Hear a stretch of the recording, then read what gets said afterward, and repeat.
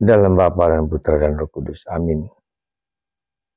Bapa yang penuh kasih, kami bersyukur Engkau memberikan kepada kami sejarah hidup kami. Yang harus kami jalani, kami lalui, kami pelajari, kami renungkan. Untuk mengenal kehendak-Mu dalam diri kami. Apa yang Kau kehendaki dalam diri kami. Terpujilah nama-Mu kini dan sepanjang segala masa. Amin. Para saudara, bacaan pertama ini sangat menarik bahwa Paulus mewartakan kabar gembira di sinagoga. Lalu ketika dia diminta maju, maka dia bercerita tentang sejarah bangsa Israel. Sampai sejarah bangsa Israel sampai bagaimana Tuhan bekerja lewat perjanjian lama, Tuhan bekerja lewat pembebasan dari Mesir menuju tanah terjanji, kemudian para raja-raja, Daud dan seterusnya yang dijanjikan sampai menjanjikan diri pada Yesus Kristus, Sang Juru Selamat, Yohanes Pembaptis, Yesus Kristus.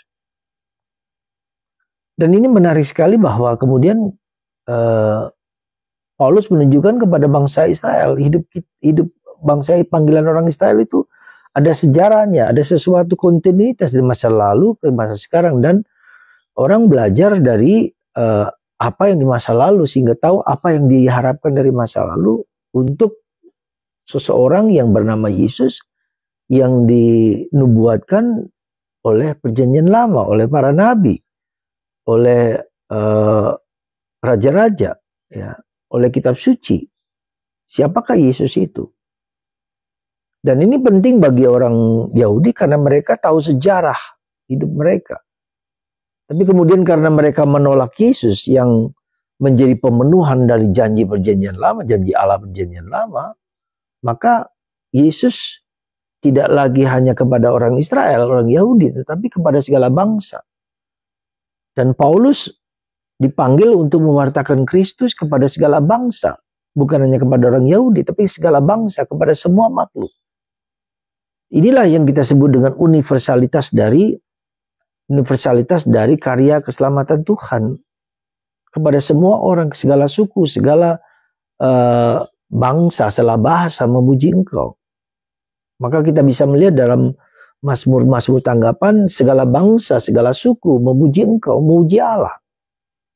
Dan ini penting bagi kita untuk mengetahui bahwa agama kita bukan sesuatu yang sekali jadi, tetapi ada kontinuitas dari perjanjian lama ke perjanjian baru. Dan kemudian mau seperti apa ke depan, kita melihat dalam sejarah. Ya. Jadi bagaimana kita bisa melihat sejarah hidup kita, sejarah bangsa Israel, sejarah gereja, sampai gereja Katolik, ya. Itu semua adalah dari pengalaman perjanjian lama, perjanjian baru, lalu kemudian diteruskan dalam gereja, dan teruskan sampai sekarang, diteruskan dalam diri paus-paus kita, menjadi lembaga otoritas yang menafsirkan perjanjian lama, menafsirkan kitab suci untuk sesuatu ke depan, untuk sesuatu yang bisa kita jalankan. Dan ini penting kalau kita lihat bagaimana paus yang sekarang, Leo ke-14 ini memilih Paus Leo ke-13 sebagai namanya. Leo sendiri adalah singa yang harus berhadapan dengan musuh-musuh yang kelihatan maupun yang tak kelihatan dengan gagah berani tanpa takut. Dan dia memegang malaikat Mikael sebagai pangeran malaikat yang menghancurkan kuasa kegelapan, yang menghancurkan Lucifer sebagai malaikat yang menentang Tuhan. Di situ juga kita bisa melihat Paus Leo ke-13 juga memohon bantuan kepada Bunda Maria yang menolong gereja. Ya. Maka ketika Paus Leo ke-13 berhadapan dengan era baru, dengan industrialisasi di mana orang ditiadakan dalam tanda petik, ya, ajaran sosial gereja yang tak hanya bicara tentang yang rohani, tetapi yang juga bicara tentang hal-hal yang duniawi dalam kerja, dalam masa depan yang dihadapi. Sekarang misalnya Paus Leo ke-14 berhadapan dengan teknologi yang sangat canggih, AI, yang sangat berguna pasti, tetapi juga akan sangat meniadakan aspek kemanusiaan. Ya. Orang tidak peduli lagi dengan kerapuhan, ketidakberdayaan, kelemahan manusiawi kita. Ya, semua digantikan dengan teknologi yang serba canggih, yang serba hebat, yang bisa kita sedang berhadapan dengan realitas itu, dengan robot segala macam. Ya, artificial intelligence dengan robot. Semua bisa diganti dengan alat.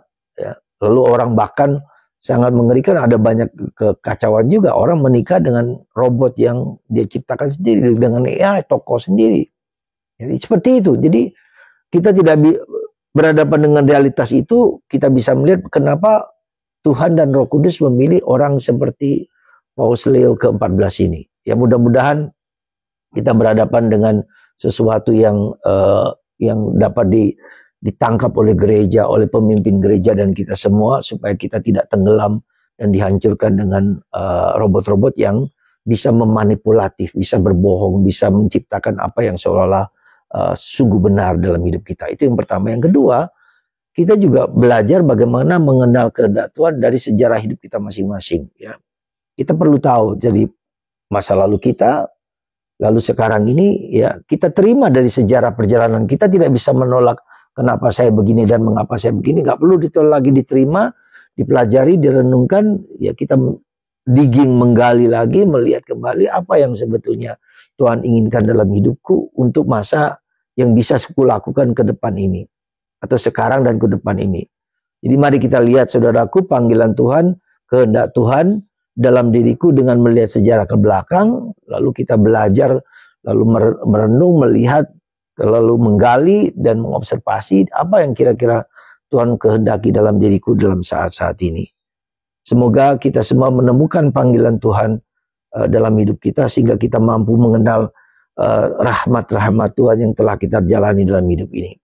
Sekali lagi, hidup ini adalah anugerah. Kita lihat apa yang di masa lalu, masa sekarang, dan kita belajar untuk ke depan. Ya, semoga Tuhan seperti Paulus kemudian mengenal sejarah bangsanya, sejarah imannya, dan ia dipanggil untuk mewartakan Kristus kepada segala bangsa, bukan hanya kepada orang Yahudi. Kita pun dipanggil untuk mewartakan Kristus dengan konkret sebagai apa? Sebagai pastor, sebagai ibu, sebagai bapak, sebagai umat Allah. Itulah Tuhan memanggil kita menjadi pewarta kabar gembiranya dengan apapun. Tuhan berkati kita semua, Bapa, Putra, dan Roh Kudus. Amin.